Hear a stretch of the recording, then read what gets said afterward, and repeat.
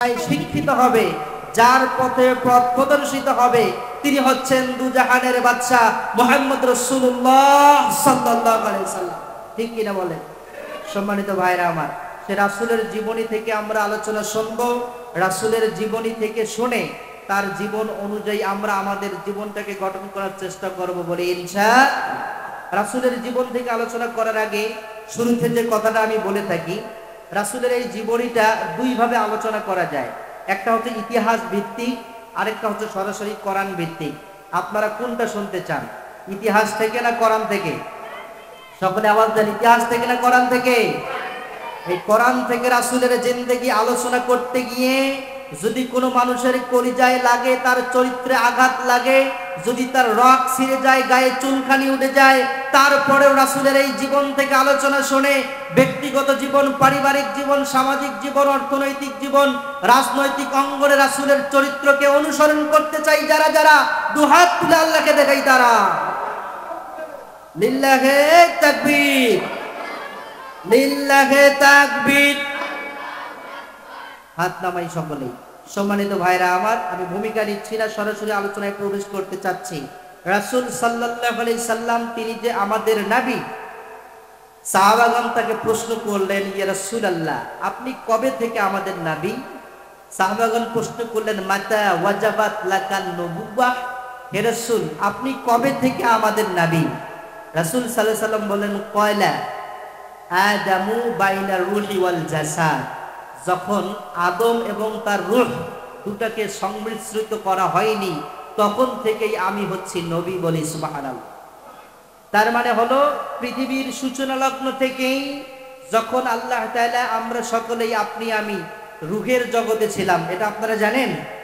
রূহের জগতে আমরা ছিলাম, পৃথিবীর সকল মানুষের রূহ, এই রূহগুলোকে আল্লাহ তাআলা একদিনেই সৃষ্টি করেছেন। আলহামদুলিল্লাহ বলেন। এই পৃথিবীতে যতগুলো মানুষ মারা গিয়েছেন, আগামীতে যতগুলো মানুষ পৃথিবীতে আসবেন, মারা যাবেন কিয়ামত পর্যন্ত, প্রত্যেকটা মানুষের রূহগুলোকে আল্লাহ রাব্বুল আলামিন একদিনেই সৃষ্টি করে রেখেছেন, বলি সুবহানাল্লাহ। সেই রূহের সৃষ্টির সূচনা লগ্ন থেকেই আল্লাহ রাব্বুল আলামিন নির্ধারিত করে রেখেছেন কারা পৃথিবীতে নবী হবেন, কারা উম্মত হবেন, কারা রাজা হবেন, কারা বাদশা হবেন, কারা বাবা হবেন, কারা সন্তান হবেন। আল্লাহ তাআলা সেটাই সেখান থেকে লিপিবদ্ধ করে রেখেছেন, বলি সুবহানাল্লাহ। সেই লিপিবদ্ধ দিক থেকেই, তখন থেকেই আমাদের রাসূল শেষ জামানার শ্রেষ্ঠ মুজাহিদ, শ্রেষ্ঠ পয়গম্বর হয়ে সকল নবীদের নেতা হয়ে আগমন করবেন, বলি সুবহানাল্লাহ। শুধু তাই নয়, রাসূল সাল্লাল্লাহু আলাইহি সাল্লাম পৃথিবীতে আসেন নাই, কিন্তু তার পৃথিবীতে আগমনের বিষয়গুলি পূর্বের নবীগণ পৃথিবীবাসীকে জানিয়ে দিয়েছিলেন, বলি সুবহানাল্লাহ। আপনারা জানেন, আমাদের জাতির পিতা হযরত ইব্রাহিম আলাইহিস সালাতু ওয়াস সালাম, তিনি তার পুত্র ইসমাঈল আলাইহিস সালাতু ওয়াস সালাম মিলে যখন কাবা ঘর নির্মাণ করলেন, কাবা ঘর নির্মাণ করার পরে তিনি একটা দোয়া করেছিলেন, বেশ কয়েকটা দোয়া করেছেন। তার ওই দোয়ার মধ্যে একটি দোয়া ছিল, তিনি আল্লাহকে বলেছিলেন, আল্লাহ তুমি আমার এই বংশে, আমার এই গোত্রে এমন একজন রাসূলকে শেষ জামানায় পাঠাও, যে রাসূল তোমার দ্বীনের কথাগুলো মানুষকে শোনাবে এবং তোমার জমিনে তোমার দ্বীনকে বাস্তবায়ন করবে, বলি সুবহানাল্লাহ। রাসূল সাল্লাল্লাহু আলাইহি সাল্লাম পৃথিবীতে আসেন নাই, কিন্তু তিনি আসার আগেই তেনার জন্য ইব্রাহিম আলাইহিস সালাম দোয়া করেছিলেন আল্লাহর কাছে। তার দোয়াটা আল্লাহর কাছে এত ভালো লেগেছে, এত পছন্দ হয়েছে, যে ওই দোয়াটা আল্লাহ রাব্বুল আলামিন কোরআনুল কারীমে তুলে দিয়েছেন, বলি সুবহানাল্লাহ। আল্লাহ রাব্বুল আলামিন বলেন, ইব্রাহিম এবং তার পুত্র ইসমাঈল আলাইহিস সালাম কাবা ঘর নির্মাণের পরে আল্লাহর কাছে দোয়া করেছিলেন। আল্লাহ রাব্বুল আলামিন জানান, রাব্বানা ওয়াবআস ফীহিম রাসূলাম মিনহুম ইয়াতলু আলাইহিম আয়াতিকা ওয়া ইউআল্লিমুহুমুল কিতাবা ওয়াল হিকমাতা ওয়া ইউযাক্কিহিম ইন্নাকা আনতাল আজিজুল হাকীম। বলি আল্লাহু আকবার। আল্লাহ রাব্বুল আলামিন জানাই দিলেন, ইব্রাহিম নবী দোয়া করেছিলেন, রব্বানা ওয়াবআস ফীহিম, হে আল্লাহ আমার এই বংশের মধ্যে এমন একজন রাসূলকে আপনি পাঠান, শেষ জামানার আখিরি পয়গম্বর যিনি হবেন, যেই রাসূল পৃথিবীতে আসবেন, পৃথিবীতে এসে রাসূল সাল্লাল্লাহু আলাইহি সাল্লামকে আল্লাহ তাআলা পৃথিবীতে পাঠিয়েছেন। আল্লাহ রাসূল পৃথিবীতে পাঠানোর পিছনে আল্লাহ রাব্বুল আলামিনের 4টি পরিকল্পনা রয়েছে, বলি সুবহানাল্লাহ। কয়টা পরিকল্পনা? সকলে বলেন রাসূল পৃথিবীতে আসার উদ্দেশ্য কয়টা? সকলেই বলেন কয়টা? 4টি উদ্দেশ্যে রাসূল এসেছেন, তার মধ্যে 3টা উদ্দেশ্য এই আয়াতে বর্ণিত আছে, আর একটা উদ্দেশ্য আলাদা প্রধান অন্য একটা আয়াতে আছে, যে আয়াতটা আমি তেলাওয়াত করেছিলাম সূচনায়। আমি এই 4টা উদ্দেশ্য শেষ করেই ইনশাআল্লাহ তাআলা আজকের আখেরি মুনাজাত করব। ইব্রাহিম আলাইহিস সালাম বলেছিলেন, আল্লাহ আমার এই বংশের মধ্যে এমন রাসূলকে পাঠাও ইয়াতলু আলাইহিম আয়াতিকা, যে রাসূল পৃথিবীতে এসে তোমার আয়াতগুলো মানুষকে তেলাওয়াত করে শোনাবে, ওয়া ইউআল্লিমুহুমুল কিতাবা, তোমার কিতাবের জ্ঞান মানুষকে শিক্ষা দিবে, ওয়াল হিকমাতা, হিকমত শেখাবে, ওয়া ইউযাক্কিহিম, মানুষকে পরিশুদ্ধ পরিমার্জিত সুসজ্জিত করবে। ইব্রাহিম আলাইহিস সালামের এই দোয়াটা আল্লাহ রাব্বুল আলামিন কবুল করে 2500 বছর পরে আল্লাহ তাআলা রাসূল সাল্লাল্লাহু আলাইহি সাল্লামকে পৃথিবীতে পাঠিয়েছেন, বলি সুবহানাল্লাহ। শুধু তাই নয়, আমাদের রাসূল আসার 600 বছর পূর্বে হযরতে ঈসা আলাইহিস সালাম তিনিও পৃথিবীতে এসেছেন। রাসূল তখনও আসেন নাই, তিনি সরাসরি রাসূলের নামটা পর্যন্ত তার কিতাবে ঘোষণা দিয়েছেন, বলি সুবহানাল্লাহ। আল্লাহ রাব্বুল আলামিন জানেন, ওয়াইদ ক্বালা ঈসা ইবনু মারইয়াম ইয়া বানি ইসরাঈলা ইন্নী রাসূলুল্লাহি মুসাদ্দিকান লিমা বাইনা ইয়াদাইয়া ওয়া মুবাশশিরাম বিরুসুলিন ইয়াতি মিন বা'দি ইসমুহু আহমদ, বলি আল্লাহু আকবার।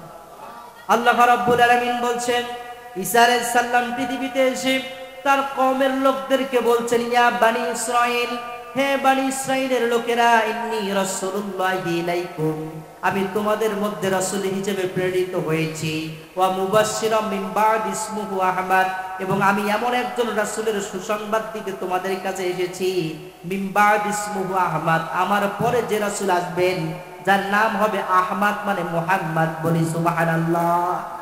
আরেকটু জোরে বলি সুবহানাল্লাহ।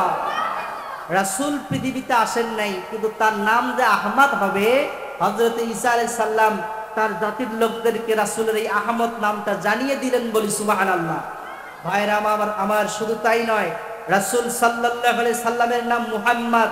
এই মুহাম্মদ শব্দটা কোরআনুল কারীমে সরাসরি আল্লাহ তাআলা দিয়েছেন 4 বার, বলি সুবহানাল্লাহ। কয়বার? ভালো করে শুনেন, এই মুহাম্মদ শব্দটা কোরআনে এসেছে 4 জায়গায়। কয় জায়গায়? আল্লাহ রাব্বুল আলামিন জানেন, ওয়া মা মুহাম্মাদুন ইল্লা রাসূলুন ক্বাদ খালাত মিন ক্বাবলিহি রাসূল। আল্লাহু আকবার। আল্লাহ রাব্বুল আলামিন বলছেন, মুহাম্মদ হচ্ছে আল্লাহর রাসূল এবং তিনি হচ্ছেন আল্লাহর একজন রাসূল মাত্র। তেনার পূর্বেও এরকম অনেক রাসূল এসেছেন, পৃথিবী থেকে তারা বিদায় নিয়েছে। রাসূলও পৃথিবীতে এসেছেন, তিনিও বিদায় নিয়ে চলে যাবেন। তিনিও তোমাদের মধ্যে রাসূল হিসেবে অন্যান্য রাসূলের মতো এসেছেন, বলি সুবহানাল্লাহ।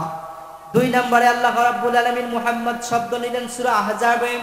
আল্লাহ রাব্বুল আলামিন জানেন, মা কানা মুহাম্মাদুন আবা আহাদিন মির রিজালিকুম ওয়ালাকিন রাসূলুল্লাহি ওয়া খাতামান নাবিয়্যিন। আল্লাহু আকবার।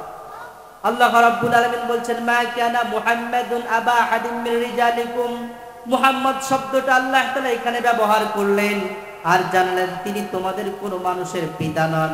ওয়ালাকিন রাসূলুল্লাহ, তিনি হচ্ছেন আল্লাহ তাআলার রাসূল। ওয়া খাতামান নাবিয়্যিন, এবং তিনি হচ্ছেন শেষ জামানার শেষ নবী, নবুয়তের শেষ নবী, তারপরে আর কোন নবী নাই, বলি সুবহানাল্লাহ।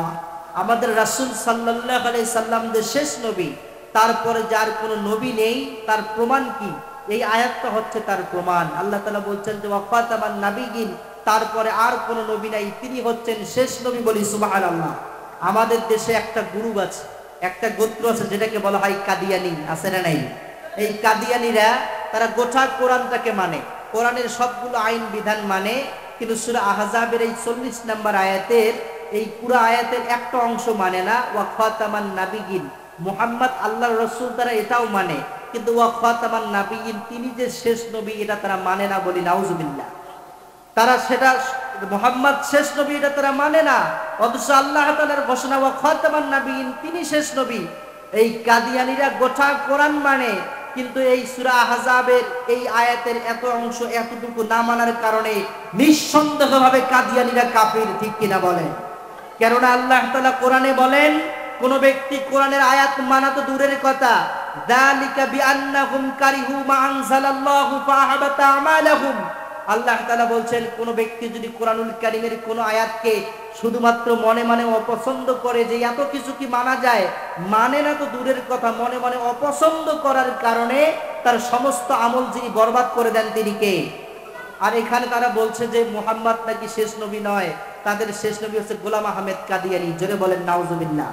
এজন্য মুহাম্মাদের অনুসারী যারা, মুহাম্মাদের উম্মত যারা, তারা দীপ্ত কণ্ঠে এটা বলে দিতে চায়, রাসূল সাল্লাল্লাহু আলাইহি সাল্লামকে যারা শেষ নবী মানবে না, গোলাম আহমেদ কাদিয়ানীকে যারা শেষ নবী মানবে, তারা যতই মুসলমান নাম ধরে টাইটেল ধরে সমাজে বিতরণ করুক না কেন, এরা কখনো মুহাম্মাদের উম্মত এবং আল্লাহর গোলাম হতে পারে না।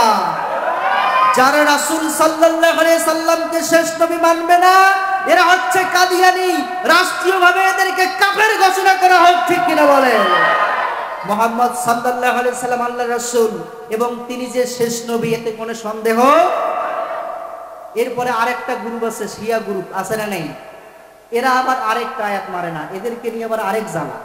এরা মানে না কোরআনুল কারীমের আরেকটা আয়াত, কুল্মান কানা আদুওয়াল লিজিবরিলা ফাইন্না লাহু নাযালাহু আলা কলবিকা। এদের যেটা কথা সেটা হলো, আল্লাহ তাআলা জিবরিল আমিনকে দিয়ে ওহী পাঠিয়েছেন, জিবরিল আমিন ওহী পেয়েছেন, ওই ওহীটা